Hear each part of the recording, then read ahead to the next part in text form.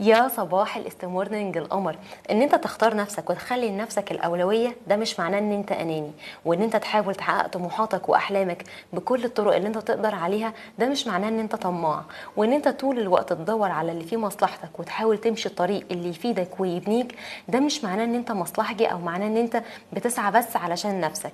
الحقيقه ان انت كل ما هتمشي خطوه تجاه الحاجه اللي انت عاوزها هيتقالك مسميات كتيره قوي، منها ان انت طماع، منها ان انت اناني، منها ان انت بتاع مصلحتك، منها بلا بلا بلا من المسميات اللي احنا بنقعد نقولها على اي حد بيختار نفسه.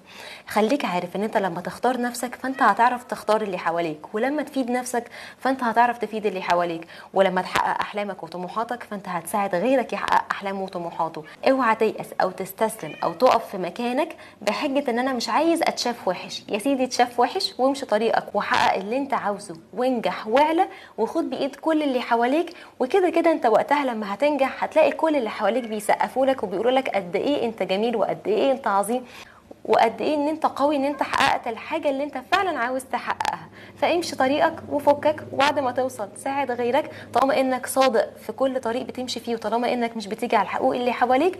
ووقتها هيسقفوا لك، ووقتها هيطلبوا منك المساعده، ووقتها هتحس بالفخر بنفسك وبطريقك اللي انت مشيته. وبس كده، شكرا.